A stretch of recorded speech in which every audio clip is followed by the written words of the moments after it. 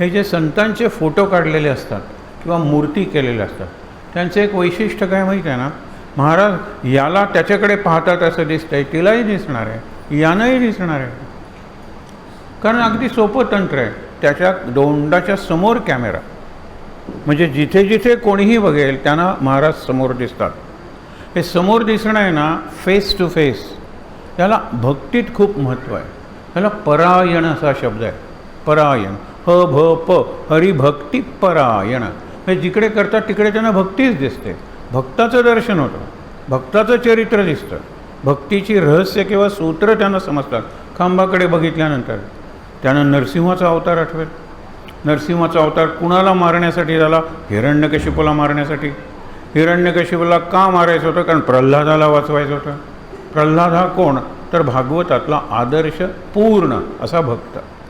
मला खांबाकडे बघितल्यानंतर ते दिसतं, याच्याकडे बघितल्यानंतर, त्या साऊंड बॉक्सकडे बघितल्यानंतर, अरे हा देव आहे माझा, कारण मी एवढासा बोलतोय, हा ॲम्प्लिफाय करतोय माझा आवाज. ॲम्प्लिफाय हे देवाचं कार्य आहे. हे करताना तो स्वतः तापतो, संतांचं कार्य आहे ना. आपण किती म्हणतो देह कष्टविती उपकारे, जगाच्या कल्याणा संतांच्या विभूती, देह कष्टविती उपकारे. स्वतः कष्ट म्हणून माऊली ही घरातली संत आहे, साध्वी आहे. आपण तिला किंमत देत नाही, तो विषय निराळा आहे. पण सद्गुरूंची जी माऊली आहे ती या जगाची माऊली आहे, विश्वाची माऊली आहे. म्हणून ज्ञानोबा माऊली म्हणतो. त्यांचं काय लग्न झालं होतं, 16व्या वर्षी त्यांनी पसायदान दिलं ॲट द एज ऑफ 16. मग त्यावेळेला त्यांना मतदानाचा सुद्धा अधिकार नव्हता अलीकडच्या ह्याच्यात. आणि पूर्वी 21 वर्षाचं झाल्यानंतर मतदान होतं, त्यावेळेला तर त्यांनी समाधीच घेतली.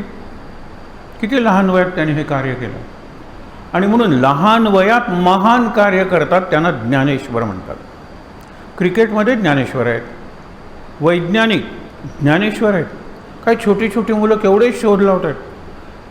विषय आपला तो नाही आहे, पण लक्षात ठेवा गुरु आणि गुरुत्व हे परायणत्व महत्त्वाचं. जिकडे पाहीन तिकडे तू, जिकडे पाहीन तिकडे लाली लाल, सगळा तूच दिसतोयस मला. आणि हा लाल कोण? नंदलाल. मला सगळीकडे कृष्णच दिसतो, त्याशिवाय गोपी बनताच येणार नाही, लक्षात ठेवा.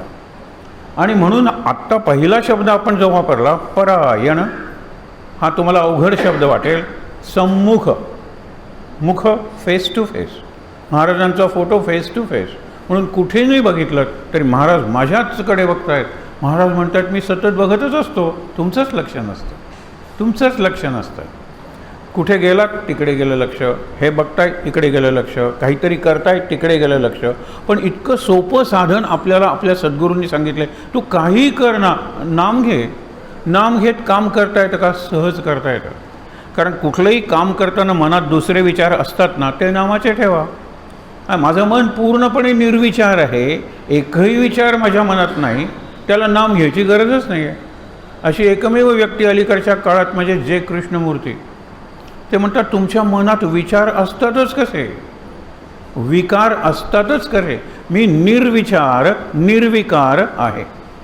जगातल्या अनेक विचारवंतांनी त्यांना अलीकडच्या काळातला विष्णूचा किंवा ते देव वगैरे तसे मानत नव्हते, परब्रह्माचा अवतार मानलेला आहे. जे कृष्णमूर्ती ते परदेशातच होते, इंग्लिशमधून बोलत होते, त्यांचं बोलणं लोकांना अवघड वाटत होतं. कारण निर्विचार मन, टोटली ब्लँक अँड ते म्हणतात ना पूर्णपणे तुम्हाला समजणारे शब्द एम्प्टी माइंड, वेकंट माइंड. करायला जमलं पाहिजे, त्यालाच ध्यान म्हणतात.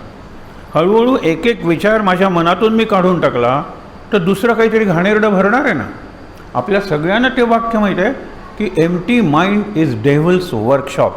मन रिकाम असेल तर तो सैतानाचा कारखाना आहे, निरनिराळ्या कल्पना सुचतात. आणि म्हणून आपण जे आता सुरुवातीला श्लोक म्हणला ना की दक्षिणे लक्ष्मणो यस्य वामे तु जनकात्मजा, ह्याच्यात अर्थ आहे ना आपल्याला सीतेपासून सुरुवात करायची आणि रामापर्यंत पोचायचं आहे. सीतेपासून का सुरुवात करायची? कारण सीता ही जमिनीतून आली, भूमिकन्या म्हणतो, भूमिकन्या सीता. आणि ती शेवटी भूमीतच गेली, आईकडेच गेली, हे लक्षात ठेवा. आणि आकाशासारखं रूप आहे, त्याला आपण म्हणतो गगन सदृशम शांताकारम. आणि नभासारिखे रूप या राघवाचे. राघव म्हणजे राम, त्याचं कसं आहे म्हणून निळा सावळा राम, निळा सावळा कृष्ण. निळा सावळा आणि थोडासा काळा विठ्ठल आणि निळा सावळा विष्णू. ही निळी सावळी ही जी परंपरा आहे, निळा रंग हा आकाशाचा आहे, निळा रंग हा दूरवर दिसणाऱ्या सागराचा आहे, निळा रंग हा दूरवरच्या डोंगरांचा आहे, निळा रंग हा इन्फिनिटीचा आहे. इन्फिनिटी म्हणजे अनंतता. अनंततेचा जर रंग द्यायचा असेल तर निळा रंग द्या. आणि हे सगळे अनंतच आहेत. ते अंत कुठे? महाराजांच्या कृपेला काही अंत आहे? महाराजांच्या रूपाला अंत आहे, पण महाराजांच्या स्वरूपाला अंत आहे? नाही आहे. महाराजांच्या कार्याला अंत नाही आहे. आपण सगळेजण महाराजच आपल्यामधून वाहून घेतोय आत्ता. वाहून म्हणजे महाराज इज फ्लोईंग थ्रू अस. जशी नदी वाहते, झरा वाहतो, तसे महाराज आपल्यातून आत्ता वाहत आहेत. महाराजांचे माध्यमं बनूया. Let Maharaj flow through me forever, at any hour of the day, at any place. म्हणून लक्षात घेऊया, काही अवघड नाही हो. या 5 गोष्टी सांभाळा. हे खरं अध्यात्मातलं पंचायत नाही. किती सोपं आहे हे, पण किती अवघड आहे. तुम्हाला वाटेल हे माझे शब्द नाही आहेत, हे त्या समर्थांचे शब्द आहेत. सुलभ आहे कठीणपणे, सुलभ आहे दुर्लभपणे. नाम किती सुलभ आहे, पण घेणारं दुर्लभ आहे. तो काय आपल्याला दिसत नाही. सुलभ आहे कठीणपणे. अरे सतत नाम घे, काय अवघड आहे? श्वास घेतोस, नाम घे. सुलभ आहे, पण कठीणपणे इट्स व्हेरी हार्ड. कारण श्वास घेताना आपण जी कृती करत असतो त्या कृतीतच रमतो. आणि रमतो म्हणजे असा रमतो की I get attach to that action. Attachment नको आहे आपल्याला, डिटॅचमेंट पाहिजे. तरच मी चांगली कला, तरच मी कलेचा आस्वाद घेईन. त्याच्याशी मी एकरूप झाल्यावर मला काय दिसणार आहे. साधा चित्रकार बघा किंवा मूर्तिकार बघा, तो चित्र काढतो, जरा दूर जातो आणि बघतो नाक ठीक आहे ना, जवळून त्याला दिसत नाही. तुम्ही पूर्वी सिनेमाचे पोस्टर्स असायचे, ते पोस्टर्स रंगवणारे खास पेंटर असायचे. केवढं आपल्यापेक्षा उंची नाक त्यातल्या नटाचं असायचं, आपल्यापेक्षा उंच. कारण ते लावायचे कुठे? 4-5 मजली इमारतीवर, तिथून दिसले पाहिजेत ना लोकांना. मग तो स्वतःपेक्षा उंच त्या चित्रातल्या नटाचं नाक काढतोय, तर त्याला ते दूर जाऊन बघितलं पाहिजे इन प्रपोर्शन आहे की नाही. नाही तर नाक लांबवायचं, कान लहान व्हायचे. म्हणजे नाक कोणाचं? आपण म्हणतो ना, मान कोणाची? जिराफाची, नाक कोणाचं? हत्तीचं, आणि कान उंदराचे. काय विचित्र दिसेल. हे लक्षात ठेवा.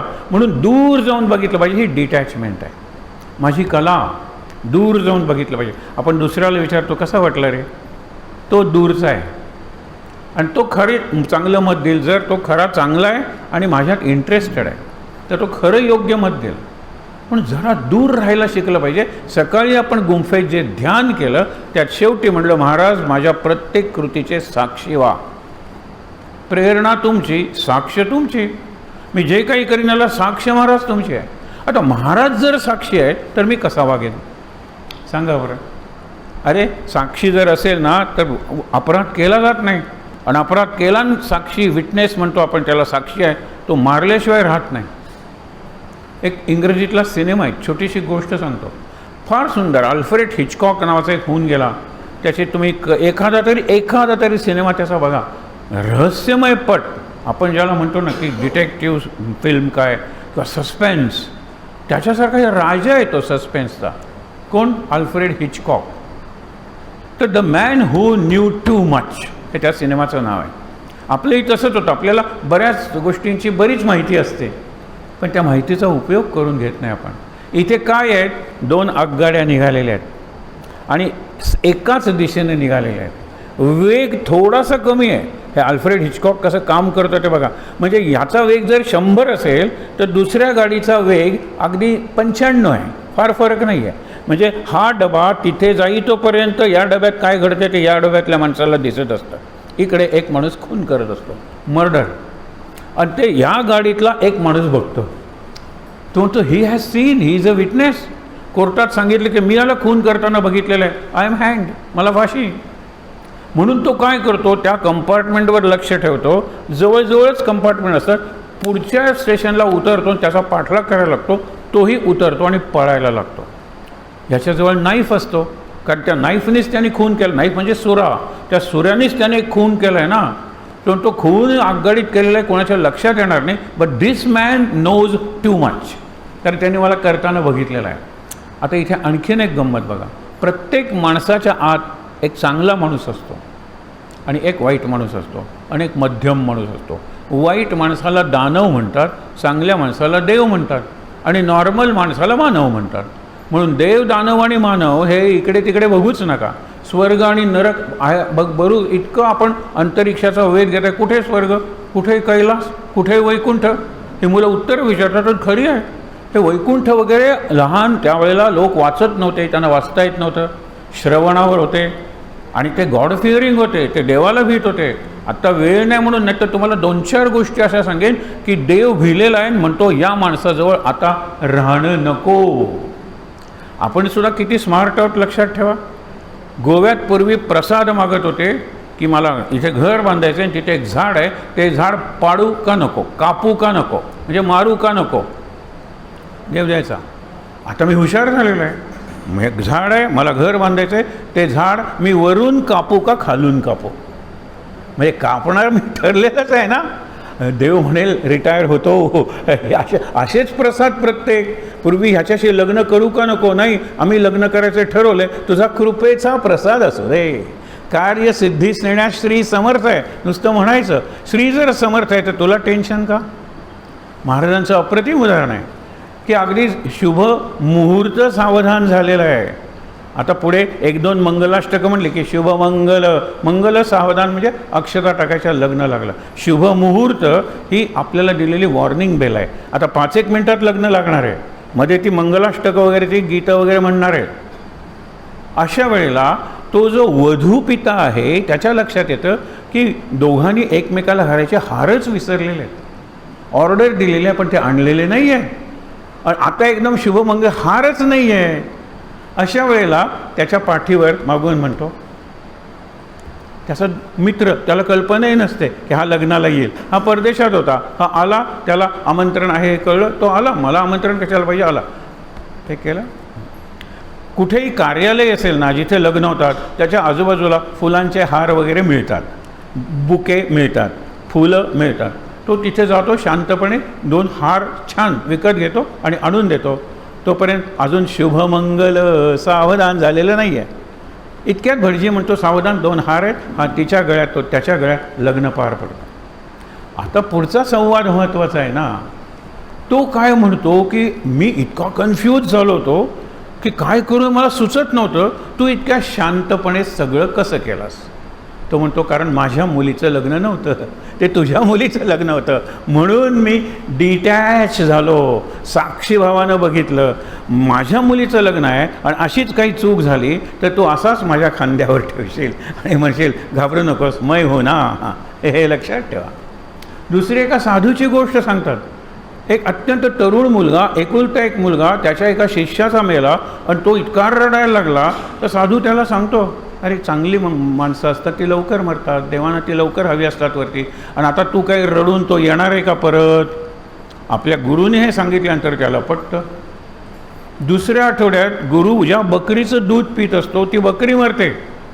माझी बकरी मेली, माझी बकरी मेली म्हणून रडायला लागतो. त्यावेळेला हा शिष्य येतो आणि म्हणतो गुरुदेव रडून काय ती बकरी परत येणार आहे. गेल्या आठवड्यात रडून काय तुझा मुलगा परत येणार आहे, रडून काय ती बकरी परत येणार आहे. तरी रडणं चालू आहे. ते म्हणाले माझा मुलगा गेला त्यावेळेला तुम्ही मला सांगितलं रडून काय मुलगा परत येणार आहे का, आणि आता बकरीसाठी रडता. ते म्हणाले उघड आहे, मुलगा तुझा होता, बकरी माझी आहे. इथेच खरं सुरू झाली गीता. मामका पांडवाश्चैव किम कुर्वत संजय.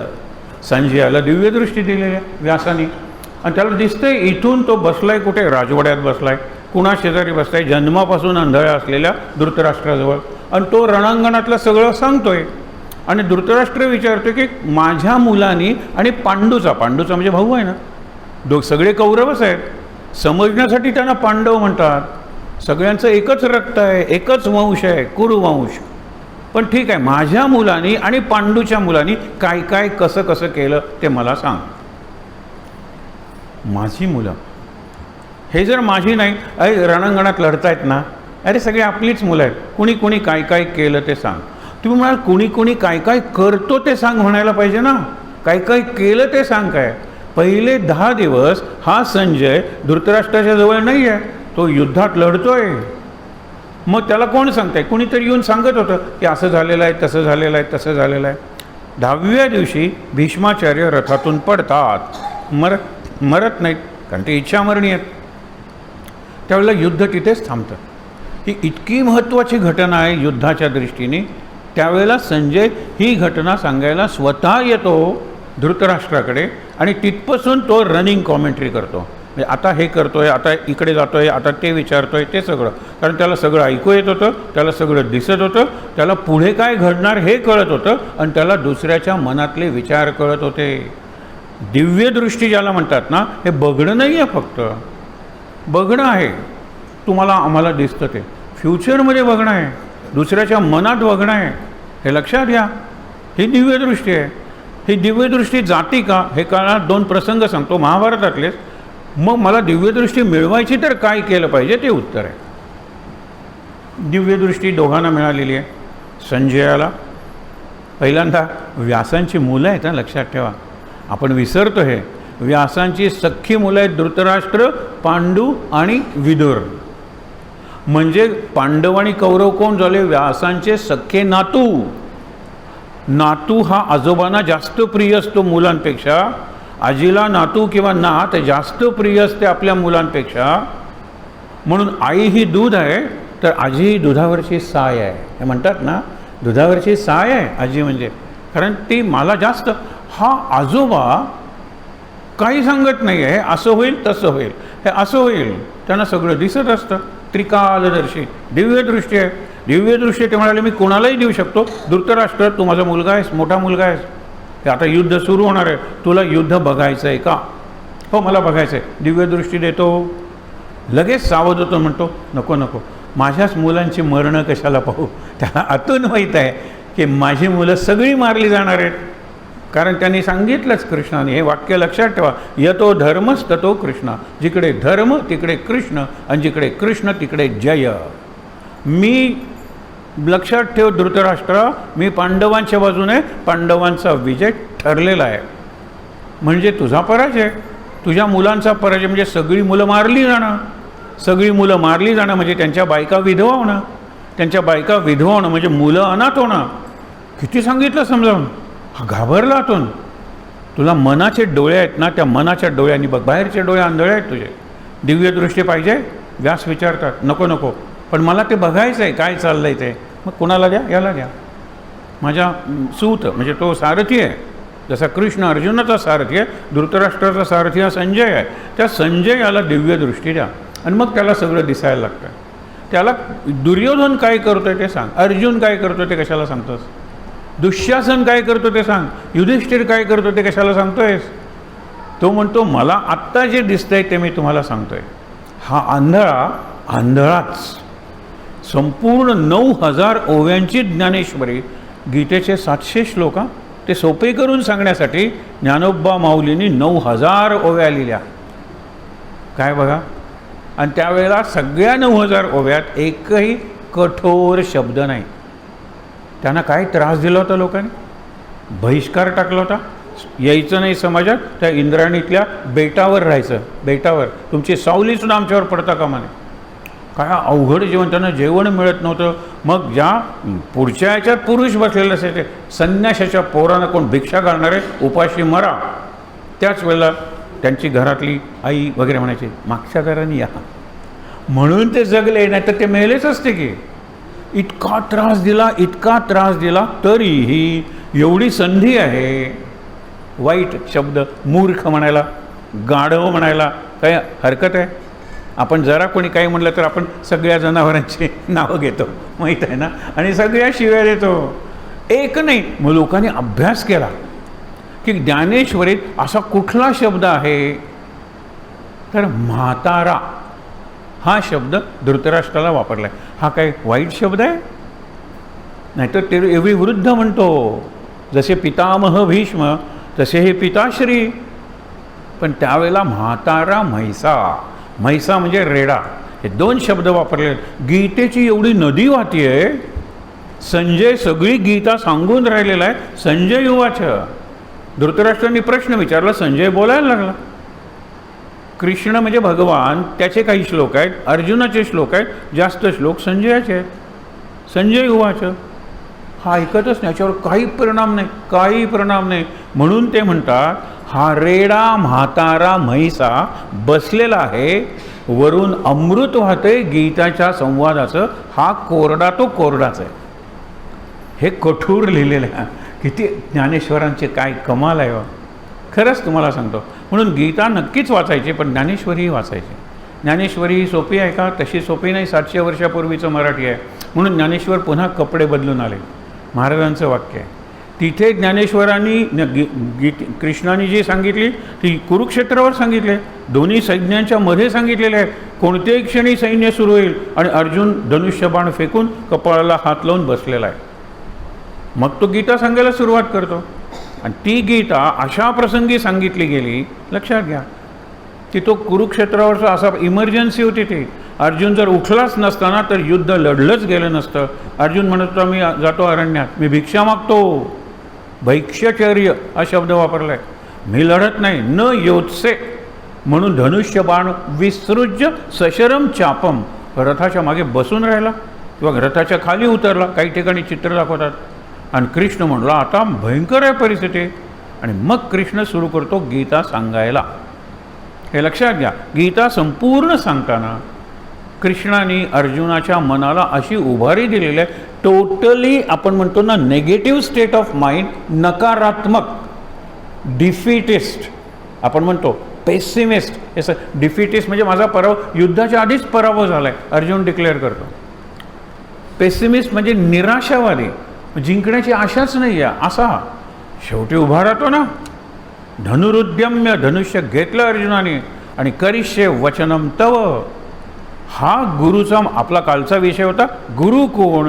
कृष्णाला एकदाही गुरु शब्द गीतेत वापरलेला नाही, पण अर्जुन स्वतःला शिष्य म्हणतो. शिष्यस्तेहम शाहिमाम त्वाम प्रपन्नम. प्रपन्न म्हणजे शरणम प्रपद्ये, मी तुला शरण आलेलो आहे, माझं तू रक्षण कर. मला काही सुचत नाही. आजोबांना मारू, भीष्माचार्य माझ्या आजोबांना, गुरुना मारू, द्रोणाचार्य, कृपाचार्य. आणि किती असले वेडे असले, शकुनींच्या संगतीमुळे वाटेल तसं वागत असले तरी ते माझे चुलत भाऊ आहेत. त्यांच्या ज्या बायका आहेत त्या माझ्या वहिनी आहेत, भाभी. त्यांना विधवा करू, त्यापेक्षा मी मरतो. भीष्माचार्यांना मारू दे बाण. पण जिंकायचं होतं युद्ध. कृष्णाने एकच शस्त्र वापरलं, दृष्टी जी कासवाची आणि शब्द जे घारीचे. 4 प्रकारांनी गुरु आपल्याला शिकवत असतो. आणि 5वा प्रकार सगळ्यात महत्त्वाचा. पहिला प्रकार आहे स्पर्शाने शिकवतो. गीतेत अर्जुनाला स्पर्शही केलेला नाही आहे. अर्जुन तिथे, कृष्ण इथे. एखाद्या रथात असेल तरी हा पुढे, तो अर्जुन मागच्या भागात आहे. स्पर्श नाही केला. कोंबडी स्पर्श करून अंड्यातून आपलं पिल्लू बाहेर काढते. अंड्यातून पिल्लू बाहेर येणं म्हणजे अनुग्रह, शिष्य, उपदेश. महाराजांना उपदेश. महाराज नाव बदललं त्यांचं गणू, म्हणून आम्ही गणपती इथे ठेवलेला आहे. दुसरं कारण म्हणजे अष्टविनायकावर 8 कीर्तनं 8 महिने होणार आहेत. 4 झालेली आहेत आणि उरले म्हणून तो गणपती तिथे आहे. हा काही पूजलेला गणपती नाही आहे. तुम्ही म्हणाल विसर्जन केव्हा करायचं? विसर्जन करायचंच नाही, आम्हाला हा कायम लागणार आहे. कारण आमच्या महाराजांचंच नाव आहे गणपती. हाही गणपती, तोही गणपती. त्याच्या साक्षीनं आपण बोलतो आहे. गुरु शब्द लक्षात घ्या. तो पहिल्यांदा स्पर्श, ऊब देते ती. आणि पहिलं अंड, पहिला जन्म आहे. युधिष्ठिराला प्रश्न विचारला आहे. हल्ली रॅपिड फायर वगैरे विचारतात ना, तसा प्रश्न विचारला आहे. सांग, जन्मलाय, जिवंत आहे पण हालचाल करत नाही. काय आहे तो? जन्मलाय, जिवंत आहे पण हालचाल करत नाही. तो म्हणतो अंड, ताती आपण म्हणतो ना, एग. एग जन्मलं आहे, जिवंत आहे, कारण आत ते आहे ना पिल्लू. मग ते पिल्लू बाहेर येणं हा दुसरा जन्म आहे.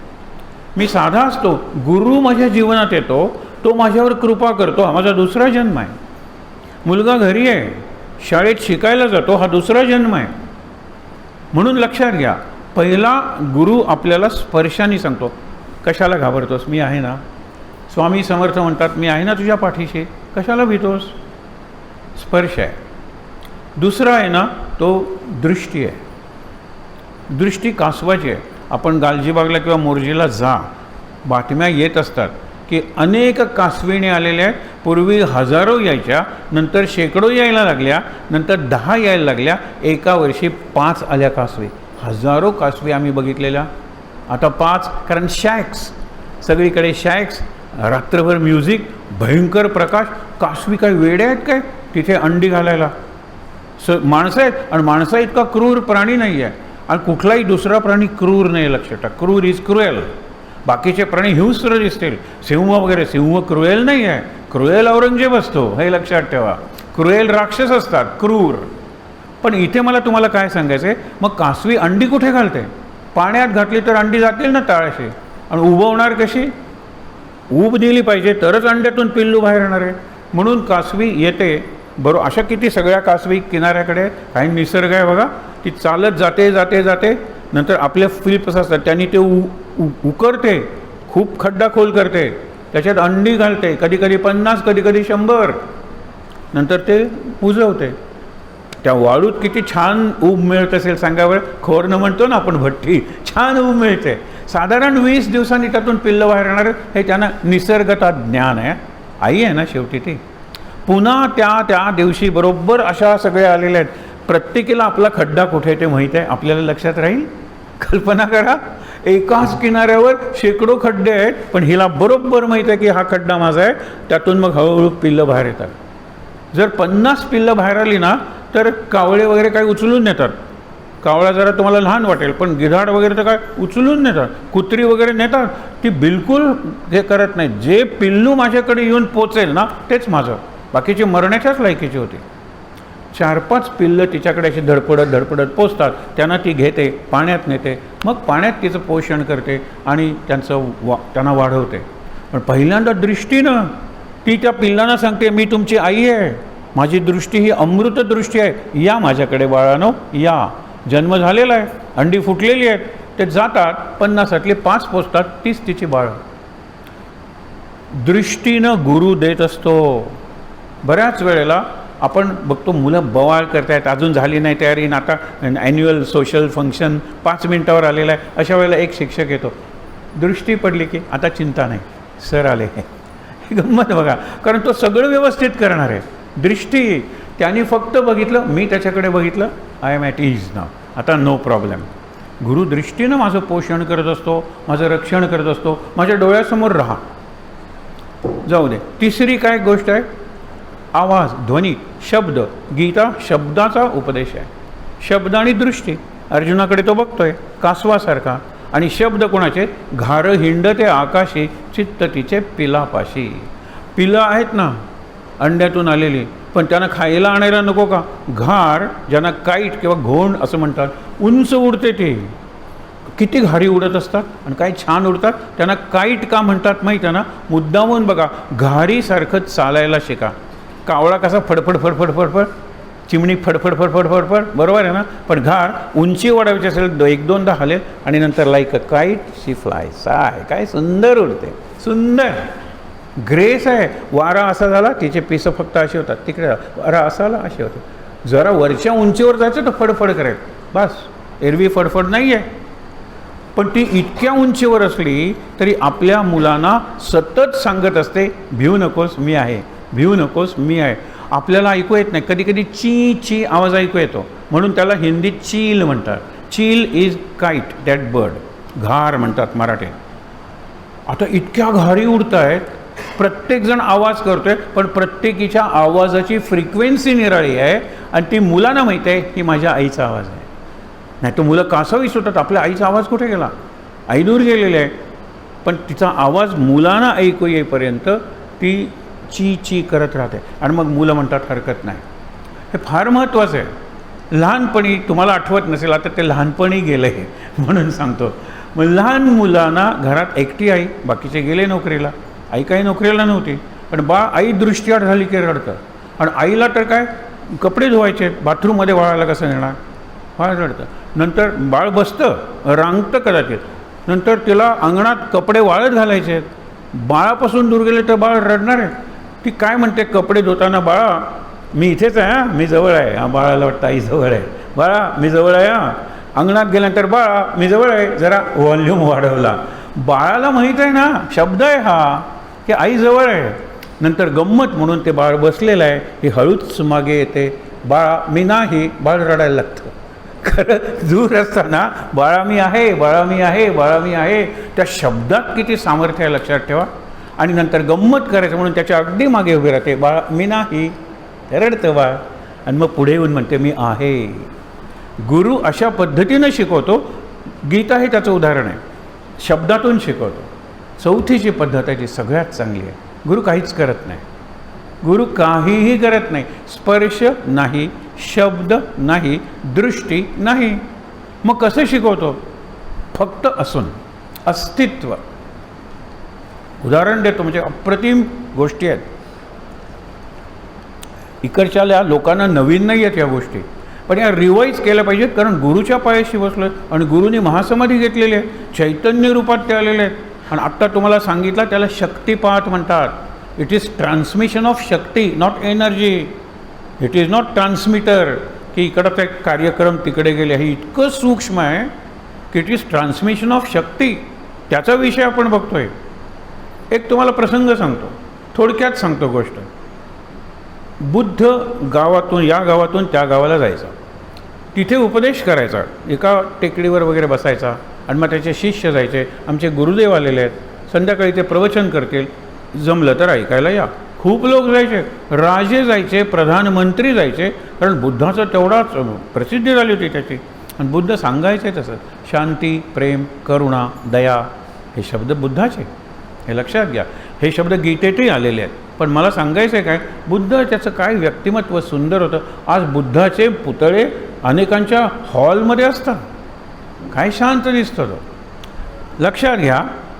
तर एक माळी दार बंद करतोय, आपल्या बागेचं गेट बंद करतोय, इतक्यात त्याला एक पॉन्ड आहे, तळं बागेत छोटंसं, त्याच्यात एक निळं कमळ आलेलं दिसतं, नीलकमल, ब्लू लोटस. तो म्हणतो this is not the season of this flower. अरे आत्ता जर मी ते तोडलं आणि बाजारात विकलं तर मला खूप पैसे मिळते, कारण सगळ्यांच्याकडे व्हाईट लोटस आहेत, श्वेतकमल, पांढरी कमळ आहेत, नीलकमल कोणाकडेही नाही आहे. म्हणून हा जातो, ते नीलकमल तोडतो आणि बाहेर येतो. गेट लावणार इतक्यात श्रीमंत शेठजी, व्यापारी, अरे तो म्हणतो नीलकमल तुला विकायचं आहे का? तो म्हणतो मला विकायचं आहे, मी तुला 100 सुवर्ण मुद्रा देतो, गोल्ड कॉईन्स. एका फुलाला 100 सुवर्ण मुद्रा. तो म्हणतो दिलं. तो आपली काढतो पिशवी आणि ते मोजत बसतो, 1 2 3. इतक्यात मंत्री येतो. तो तरी निळं फूल तुला विकायचं आहे? हो, मी तुला 1000 सुवर्ण मुद्रा देतो. मग त्यावेळेला तो व्यापाऱ्याला म्हणतो की मला विकायचं नाही, मी ह्यांना विकतो. तो बघतो मंत्री आहे, तुम्ही घ्या फूल. व्यापारी निघून जातो. मंत्रीला 1000. तो आता 1000 मोजणार, इतक्यात राजा आहे तो पालखीत बसून, त्याला ते निळं फूल त्याच्या हातात दिसतं. तो तरी तुला विकायचं आहे का? हो, मी तुला 10,000 गोल्ड कॉईन्स देतो. मंत्री म्हणतो राजेसाहेब तुम्ही घ्या फूल, मी जातो.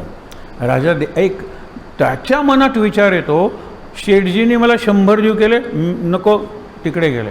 प्रधानमंत्री आले, 1000 देऊ केले, तिकडे गेले. राजाला तो काय सांगतो, माझ्या मनातला हे फूल विकण्याचा विचार मी बदलला आहे. राजा म्हणतो हरकत नाही, राजाही निघून जातो. हा विचार करतो सगळेजण या दिशेनं जात आहेत, म्हणजे या दिशेने मी गेलो तर कदाचित मला 1,00,000 गोल्ड कॉईनसुद्धा मिळतील, हायेस्ट बिडर. त्या आशेनं तो जातो. बघितलं तर व्यापारी जातो, नमस्कार करतो बुद्धाला, एका बाजूला जाऊन बसतो. हा तो माणूस आहे, हा मला जास्तीत जास्त किंमत देईल. मंत्री जातो, नमस्कार करतो, एका बाजूला जाऊन बसतो. राजा जातो, नमस्कार करतो, बाजूला जाऊन बसतो. कुणीही नाही म्हणल्यानंतर हा म्हणतो this is the time to strike the bargain, deal, good deal. कुणी नाही आहे, शांतपणे जातो. आता हा गुरु कसा बघा, गौतम बुद्ध ध्यानात आहे, त्याचे डोळे मिटलेले आहेत आणि तो ध्यानस्थ छान कमलासनात बसलेला आहे. अशा वेळेला हा जातो, त्याचं लक्ष बुद्धाच्या डोळ्यावर आहे. केव्हा डोळे उघडतील आणि मी ते फूल दाखवेन आणि किती किंमत हे विचारेन त्याला. तो बुद्धाकडे बघत बघत ती टेकडी चढतोय, बघतोय बघतोय बघतोय बघतोय, बुद्धाकडे पोचला. याच्या मनात बुद्धाबद्दल एवढा आदरभाव, एवढा समर्पण भाव, ऑफरिंग, सेन्स ऑफ ऑफरिंग, की तो तिथे गेला आणि बुद्धाच्या पायावर त्यांनी कमळ ठेवलं. विकण्याचा विचारच गेला. स्पर्श झाल्यावर बुद्धांनी डोळे उघडले आणि म्हणला कल्याणमस्तु. बुद्धांनी काय केलं, डोळेही मिटलेले होते. कुठली हालचाल केलेली नव्हते, but Buddha was there, presence. गुरुचा फक्त प्रेझेन्स विद्यार्थ्यांना शिकवून जातो. हा सगळ्यात सूक्ष्म प्रकार आहे. अलीकडचं उदाहरण सांगतो, मला खूप आवडते. विवेकानंद. विवेकानंदांचे अनेक राजे, म्हणजे ज्याला आपण प्रिन्सेस म्हणतो, म्हणा राजे, शिष्य झाले होते. आणि प्रत्येक राजा त्यांना आपल्या राज्यात बोलवायचा आणि फर्स्ट क्लासचं तिकीट काढून दुसऱ्या राज्यात पाठवायचा. असे विवेकानंद प्रवास करत होते. एका राजाला म्हटले, मला फर्स्ट क्लास नको रे, कोणीही नसतं रात्रीच्या ट्रेनमध्ये, एकट्याला कंटाळा येतो, मला तू सेकंड क्लासचं तिकीट काढून दे. नाही नाही, तुम्ही माझे गुरु आहात, फर्स्ट क्लासचं तिकीट. प्रचंड थंडीचे दिवस, नॉर्थ इंडिया. ट्रेन येता येता तो म्हणतो, मी तुमच्यासाठी ब्लँकेट आणले, आणि ब्लँकेट जरीनं विणलेलं आहे, गोल्ड थ्रेड. या ब्लँकेटची किंमत 5,000 रुपये तेव्हाचे, म्हणजे आता 50,000 तर नक्कीच. 5,000 रुपये. ते म्हणाले, मी संन्यासी आहे, मला ह्याची काही गरज नाही आहे, मी फक्त ते भगवं कापड गुंडाळतो. कापड लक्षात ठेवा, it is not a cloth. विवेकानंदांनी निरनिराळे आग्रहावरून निरनिराळे ड्रेसेस घातलेले आहेत, पण आपण विवेकानंदांचे चित्र आणि पुतळे बघतो, त्यांनी फक्त कापड गुंडाळलेलं असतं, टेलरचा स्पर्श झालेला नसतो, काही शिवलेलं नाही आहे. ही आमची जी कफनी आहे त्याला खिसा नाही आहे, आणि खिसा चेनही नाही आहे. पैसे तुम्ही दिलेले डोनेशन्स, हे डोनेशन्स वगैरे विवेकानंदांना कशाला पाहिजे. गंमत बघा, ज्यावेळेला तो अगदी आग्रह करतो, ट्रेन येतेच, बरं बाबा तू म्हणतोयस तर ये, आणि फर्स्ट क्लासमध्ये कोणीच नसतं, आणि थंडी वाढत जाते. ते म्हणाले, इतकं दिलं आहे तर ठीक आहे, आपण पांघरून झोपूया. विवेकानंद ते जरीचं, म्हणजे सोन्याच्या धाग्यांनी विणलेलं ब्लँकेट घालून झोपतात. इतक्यात मधल्या कुठल्या तरी स्टेशनवर एक चोर शिरतो. फर्स्ट क्लासमध्ये चोरी करणं का चांगलं असतं? त्यांच्याकडे चांगल्या वस्तू असतात, आणि मनगट एवढी हो श्रीमंत माणसांची, शेतकऱ्याला मार अवघड आहे. हे काय जरा काय काय सगळं देतो, मला मारू नको, सगळं देतो, आणि त्यांच्याकडे देण्यासारखं खूप असतं. हा फर्स्ट क्लासमध्ये कोणीही नाही आहे. विवेकानंद झोपलेले आहेत, पण त्यांच्या अंगावर सोन्याच्या धाग्यांनी विणलेलं ब्लँकेट आहे, हे त्याच्या लक्षात आलं. आणि म्हटलं, हे जर मी बाजारात विकलं तर 3-4 हजार रुपये तर मला नक्की मिळते. विवेकानंद धिप्पाड. विवेकानंद उजव्या कुशीवर झोपले, तो म्हणतो, मी ओढायचा प्रयत्न केला तर ते जागे होतील आणि मलाच पकडतील ना, म्हणून ते डाव्या कुशीवर झाले. हे झोपण्याची पद्धत आहे. 5 तास जर झोप असेल तर 2 तास उजव्या कुशीवर, 2 तास डाव्या कुशीवर, आणि 1 तास उताणे. 4ला विवेकानंद उठायचे ध्यान करायला, त्यावेळेला 3ला साधारणतः ते असे झाले. त्यावेळेला तो म्हणतो, आता मला संधी आहे. ट्रेन स्लो झाली स्टेशनकडे, कारण आता ते त्यांच्या अंगाखाली तरी ब्लँकेट नाही ना, असे झोपलेले आहेत. ब्लँकेट ओढायचं, उडी मारायची आणि निघायचं. विवेकानंदांना जाग येते 4 वाजता, आणि बघतात तर हा माणूस हाही कुडकुडत आहे ना, थंडी आहेच ना, चोर असला म्हणून काय झालं. विवेकानंद म्हणतात, अरे तू कुडकुडतोयस, मला याची गरज नाही, मी योगी आहे. म्हणून ते उठतात आणि त्याच्या भोवती ते ब्लँकेट गुंडाळतात आणि सांगतात, घे तुला. चोरायला आलेला असतो.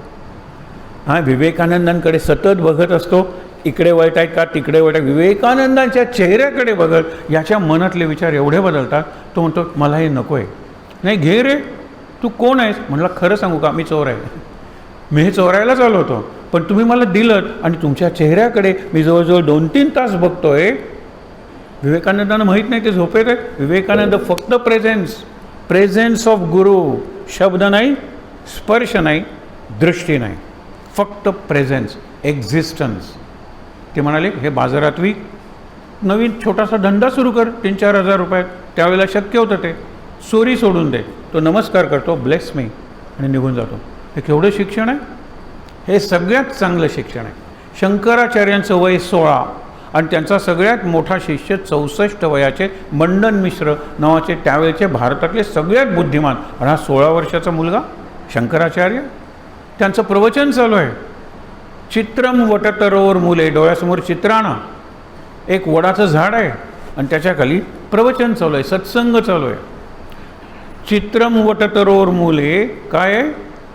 वृद्धा शिष्या गुरुर युवा. शिष्य वृद्ध आहेत, वयाने मोठे आहेत, सिनियर, आणि गुरु आहे तो युवा, 16 वर्षांचा. गुरोस्तु मौनम व्याख्यानम. गुरु बोलतही नाही आहे, त्यांचं प्रवचन म्हणजे तोंडही उघडत नाहीत. गुरोस्तु मौनम व्याख्यानम शिष्य असते छिन्न संशया. त्यांच्या मनातले सगळे संशय निघून जात आहेत. हे काय प्रवचन आहे? शंकराचार्यांचा फक्त प्रेझेन्स. मला हा प्रश्न विचारायचा होता, पण त्यांच्याकडे बघत असतानाच मला प्रश्नाचं उत्तर मिळालं. हा सगळ्यात वरच्या दर्जाचा गुरु आहे. कृष्णाकडे या सगळ्या प्रकारचं गुरुत्व होतं.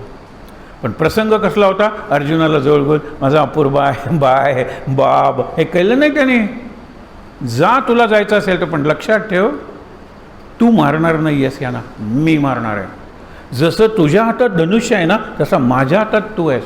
तुझ्या रथाचा सारथी आहे काय मी पार्थ सारथी आहे. तुझं नाव पार्थ ना, मी पार्थाला चालवतोय, रथाला चालवत नाही आहे. फक्त जा तू निघून. मी एक यंत्र आणतो, त्या यंत्राला अर्जुन नाव देतो, त्याच्याकडून निरनिराळ्या दिशेने बाण सोडून युद्ध जिंकून दाखवतो. जातो. तुला काय वाटलं? तू कोण आहेस? निमित्त मात्रम भव सव्य साचेन. दोन्ही हातानं अर्जुन बाण मारायचा. 360 असे सगळे वरती खाली म्हणून दोन्ही हाताने. ज्यावेळेला पहिला तो जेम्स बॉन्डचा चित्रपट आला, सिक्रेट एजंट 007 जेम्स बॉन्ड, त्याच्या दोन्ही हातात पिस्तूल असायची, वर खाली टॅ टॅ. त्याला सगळं कळायचं, ॲलर्ट. त्यावेळेला त्या इयान फ्लेमिंग जो लेखक त्याचा, तो इतका गाजला चित्रपट. तो म्हणतो हा सिक्रेट एजंट म्हणजे डिटेक्टिव्ह तुम्हाला कसा मिळाला, कुठून मिळाला? तो म्हणतो अर्जुना ऑफ महाभारत. मी महाभारत वाचलं, मला अर्जुन आवडला. अर्जुनाच्या दोन्ही हातात धनुष्य आणि तो सगळीकडे बाण मारतो, मागून जरी कोणी आला तरी. तसा माझा हा सिक्रेट एजंट जेम्स बॉन्ड सगळीकडे बाण मारतो. इन्स्पिरेशन इज फ्रॉम महाभारत अर्जुना. हे त्यांचे ऑन रेकॉर्ड आहेत. मी काही गोष्ट सांगत नाही तुम्हाला. मला सांगायचं आहे काय, गुरु तत्व आहे, गुरु चैतन्य आहे आणि गुरु शक्ती आहे. गुरुची मूर्ती करता येईल, सद्गुरूंची मूर्ती करता येत नाही. आपण आता एक स्टेप पुढे गेलेलो आहोत. सद्गुरू, सद्गुरू ब्रह्मचैतन्य महाराज, सद्गुरू साईनाथ महाराज, सद्गुरू स्वामी समर्थ. ते काही साधे ऑर्डिनरी गुरु नाही आहेत. साधे गुरु खूप लागतात. किंवा तुम्हाला आठवत असेल, तुम्ही सायकल शिकलात त्यावेळेला तुमच्या वरच्या वर्गातला ज्याला सायकल येत होते तो तुमचा गुरु होता ना. सायकलिंगमध्ये स्वयंपाक करायला शिकवते आई, गुरु आहे ती. असे किती गुरु, प्रत्येक नवीन गोष्ट शिकायला गुरु आहे. असे लाखो इथले गुरु. सद्गुरू एकच आहे आणि तो इतका एक आहे की सद्गुरू साईबाबा आणि सद्गुरू स्वामी समर्थ आणि सद्गुरू ब्रह्मचैतन्य गोंदवलेकर महाराज काही फरक नाही. सद्गुरूचं अनेक वचनच नाही आहे, गुरूंचं अनेक वचन आहे. गुरु मग तबल्याचा गुरु, पेटीचा गुरु, बासरीचा गुरु, गुरु गुरु गुरु खूप आहेत. सद्गुरू एक आहे, हे लक्षात ठेवा. आणि म्हणून सद्गुरूची जी एक अवस्था आहे ती अवस्था त्याला चैतन्य अवस्था म्हणतात. समाधी पाहता समाधान होते. ती काय दगडी समाधी आहे? त्या पादुका दगडी, लाकडी, लोखंडी, काचेच्या, सोन्याच्या कसलेही असू शकतील. त्यात चैतन्य आहे का? नाही आहे. कारण चैतन्याला आकार नाही, चैतन्याला वजन नाही. या पादुकांना आकार आहे, पादुकांना वजन आहे. समाधीला आकार आहे, समाधीला बघा ना नाहीच आहे ते. मग म्हणून आपल्याला समाधी पाहता समाधान होत नाही. आपण परत परत समाधी पाहतो. गोंदवल्याच्या एका मुक्कामात 10 वेळा समाधी पाहतो आणि प्रत्येक वेळा म्हणतो समाधी पाहता समाधान होतं, परत समाधी पाहता समाधान होते, परत समाधी पाहता समाधान होते. 10 वेळा समाधी पाहता समाधान होते. समाधान होतच नाही, कारण समाधी कळलीच नाही आम्हाला. लक्षात घ्या, समाधी हा काय प्रकार आहे. आणि समाधी पाहता समाधान होते म्हणल्यानंतर पुढची ओळ सुद्धा महत्त्वाची आहे ना. तनु कष्टवी त्यासी आनंद देते. कष्ट केले पाहिजेत ना थोडे, म्हणजे वाढलं पाहिजे, भाजी चिरली पाहिजे, लोकांना काहीतरी सेवा केली पाहिजे. हे काहीतरी तनु कष्टवी त्यासी आनंद म्हणजे समाधान देते. मनी भाविता कामना पूर्ण होती. त्या समाधी पूर्ण. मला 20 वर्ष लग्न झाली, अजून मूल नाही आहे. महाराज मूल द्या. हे महाराजांचं मॅटर्निटी होम आहे, इन्फर्टिलिटी क्लिनिक, IVF. महाराजांना सगळं महाराजांना मागायचं. अरे मनी भाविता कामना पूर्ण होती. मागच्या वेळेला किती उदाहरणं दिली होती. फक्त आमच्या मनात येतं आणि ते एकदम पूर्ण होतं, एकदम पूर्ण होतं. तिथे हनुमान होता. आता तिथे आम्ही 2 केलं, इकडे राम बसवला, इकडे हनुमान बसवला. तिकडे ते तुकामाई जे महाराजांचे गुरु त्यांचं चित्र ठेवलं होतं. आम्हालाही बरं वाटत नव्हतं. हनुमान चुकल्या आल्यावर हनुमान दिसला पाहिजे. जय हनुमान पहिल्यांदा, मग जय श्रीराम. आज ऐकली काही माणसं अयोध्येला गेलेली आहेत. म्हटलं पहिलं हनुमंताचं दर्शन, कारण अयोध्येचा स्वामी हनुमान आहे. रामाने अयोध्येला जीव दिला की आत्मविसर्जन केलं. शरीर पहिल्यांदा लक्ष्मण गेला, नंतर राम, शत्रुघ्न हे सगळे गेले वाहून. उरला हनुमान. त्याला चिरंजीव पद कोणी केलं? रामाने दिलं. रामाचं नाम अमर ठेवण्यासाठी मी तुला चिरंजीवित्वाचं वरदान देतो. हे विचार करा तुम्ही. आणि म्हणून साध्या साध्या गोष्टी वाटतील, सद्गुरू पद, सद्गुरूच्या ठिकाणी येणं, सद्गुरूंची सेवा करणं, आणि सेवा देहाची, सेवा मूर्तीची सोपी आहे करणं, सोपी आहे. पण सेवाभाव आहे ना, तो महत्त्वाचा आहे. एक गंमत सांगतो. 1995ला आम्ही बरीच मंडळी गोंदवल्याला गेलो. त्यावेळेला पहिल्यांदा मी बघितलं, आता ती सेवा सगळीकडे जुनी झालेली आहे. 1995 गोंदवलेला आम्हाला पहिल्यांदा काय असायचं, इतके हजारो लोक चपला कुठे ठेवायच्या इकडे. आणि म्हणून कीर्तनकार नेहमीच सांगतात की आपण म्हणतो त्वमेव माता पिता त्वमेव, चप्पल आहे ना माझी, त्वमेव बंधू सखा त्वमेव, सगळं 1 लक्ष चपल्यांकडे. मग त्यांनी काय सेवा सुरू केली, आम्ही गाडी घेऊन गेलो तर आम्ही चप्पल गाडीतच ठेवायचो. 10 दिवस नुसते अनवाणी फिरायचं. पण त्यावेळेला गाड्या कोणाकडे होत्या?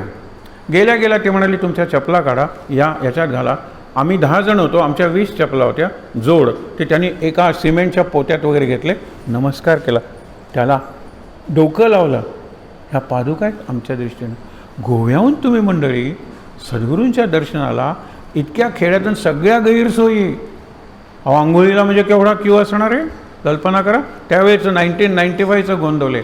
आता कितीतरी इमारती झाल्या, आता सगळेच केंद्र बदलली. साधं केंद्र होतं ते. पाणी, गरम पाणी, मोठा क्यू.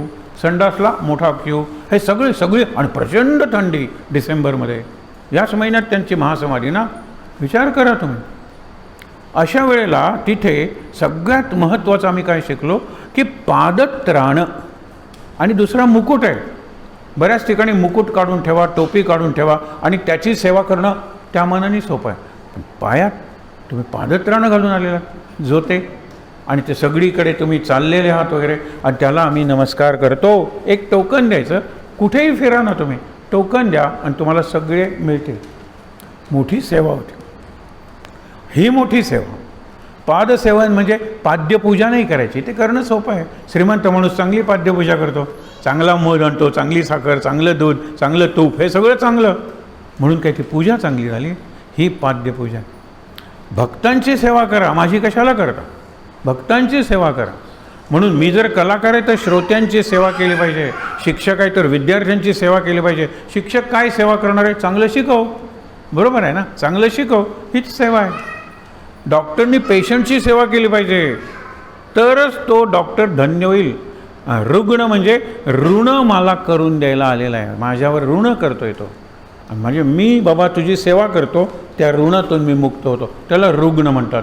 रुग्णाश्रम, रुग्णालय आपण म्हणतो ना, रुग्ण म्हणजे पेशंट. हे सगळं लक्षात ठेवा. गुरु मला हे शिकवतो, गुरुनी मला हे शिकवलं. तू महत्त्वाचा तर तू दुर्योधन, सगळं जग महत्त्वाचं तर युधिष्ठिर. तुला युधिष्ठिर व्हायचं आहे का दुर्योधन व्हायचं आहे? तूच ठरव. चॉईसेस अगदी सोपं आहे. युधिष्ठिर व्हायचं आहे, दुर्योधन काय व्हायचं आहे? म्हणून मग अशी तुम्हाला सांगत होतो ते 2 प्रसंग. अर्जुनाला विश्वरूप दाखवलं, आणि विश्वरूप दाखवताना त्याला दिव्यदृष्टी दिली, म्हणूनच तो बघू शकला. आणि बघितल्यानंतर तो इतका घाबरला.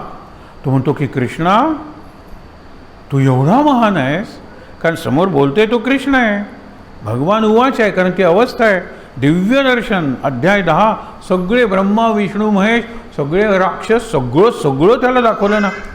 ते बघितल्यानंतर अर्जुन घाबरतो आणि म्हणतो तू नेहमीचं रूप घे, कारण मला भीती वाटते, कारण मी खेळताना तुझी तंगडी ओढलेली आहे, मी तुला यादव, कृष्ण, सखा हे नावाने हाक मारलेले आहेत. आपण एका ताटात जेवलेलो, एका कॉटवर झोपलेलो, मी तुला माझ्यासारखाच समजत होतो.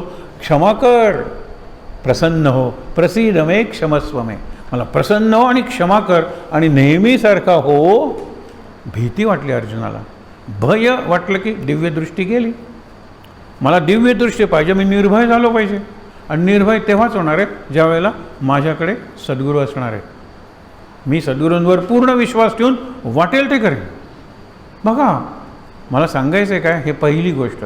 आणि दुसरी गोष्ट, संजय, त्याची दिव्यदृष्टी तर प्रसिद्ध आहे ना, सगळं बघतोय, सगळं सांगतोय.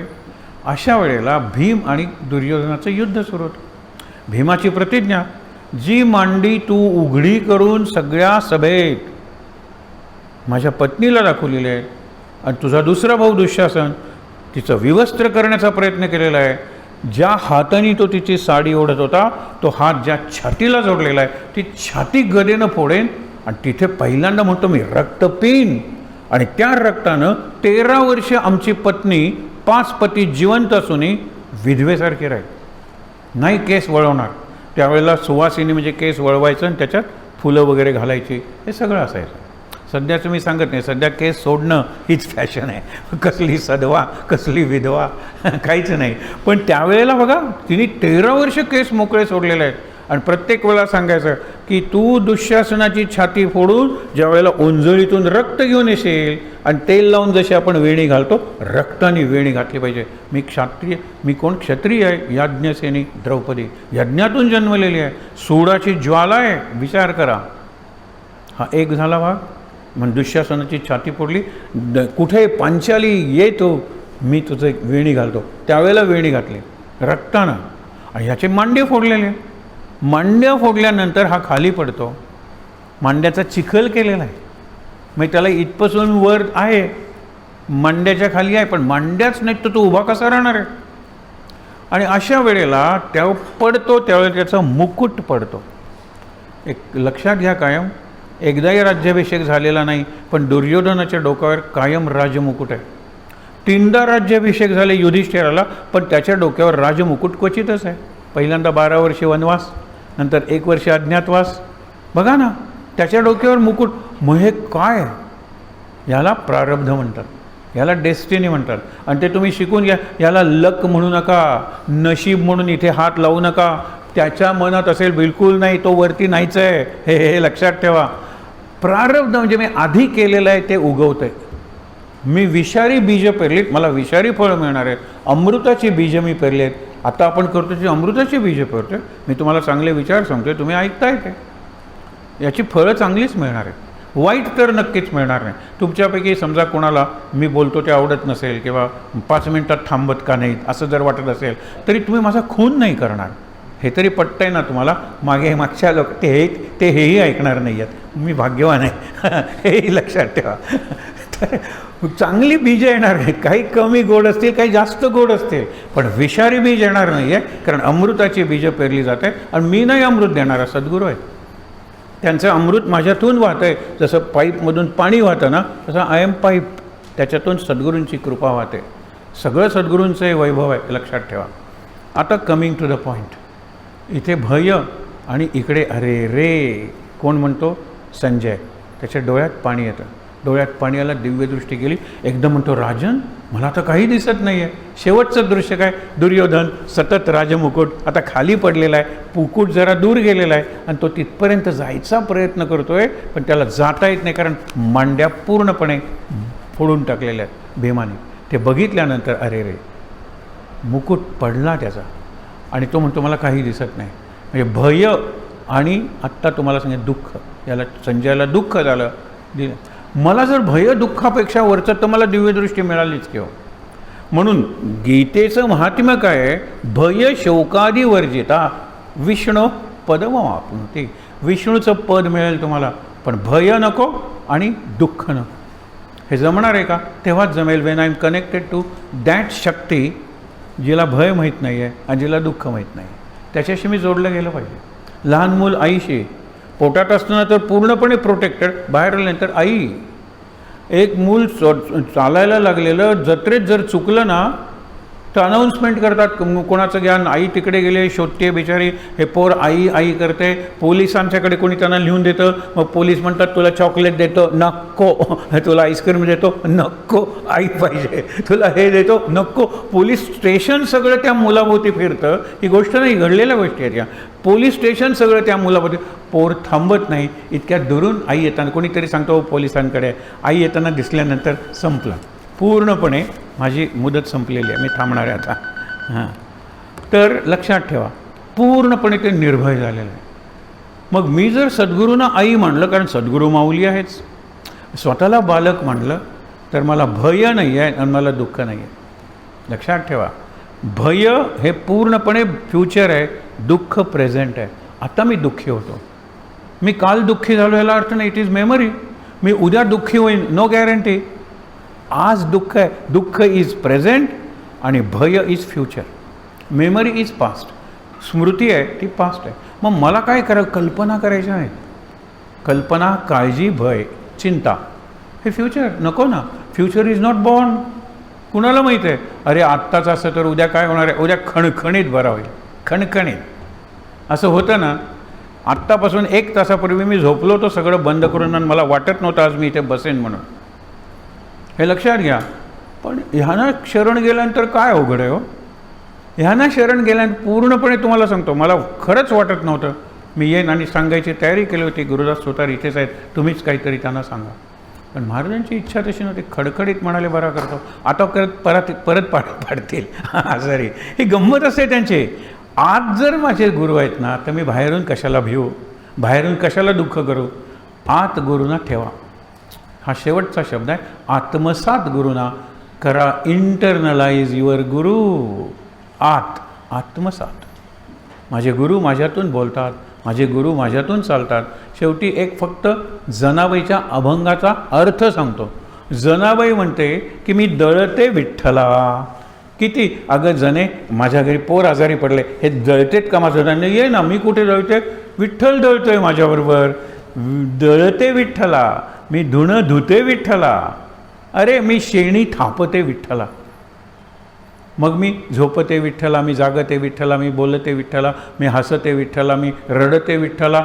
आणि शेवटी म्हणते मी व्यवहारिते विठ्ठला. हा शब्द लक्षात ठेवा, खास जनाबाईचा शब्द आहे. व्यवहारिते म्हणजे all my transactions are through Krishna, Vitthal.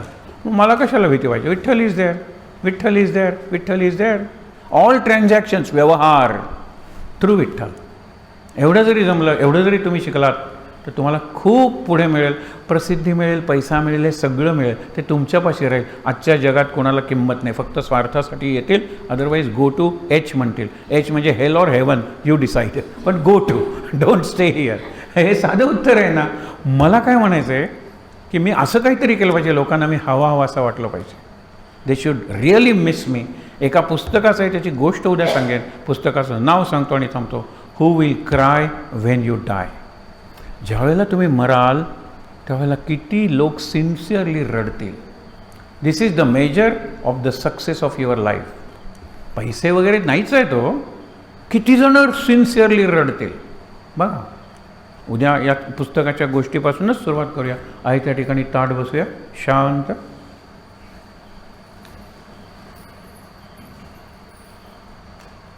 शेवटचा श्लोक म्हणूया आणि शांतीपाठ. सदा सर्वदा योग तुझा घडावा, तुझे कारणी देह माझा पडावा. उपेक्षू नको गुणवंता अनंता, रघुनायका मागणे हेची आता. जय जय रघुवीर समर्थ. ओम सहनावतु सहनौ भुनक्तु सह वीर्यं करवावहै. तेजस्विनावधीतमस्तु मा विद्विषावहै. ओम शांति शांति शांती. 3दा दीर्घ श्वासोच्छ्वास, डोळे बंदच.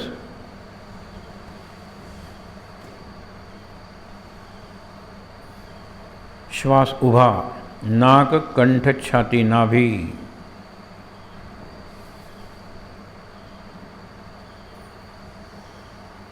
हातावर हात सोडूया, रब युअर हँड्स.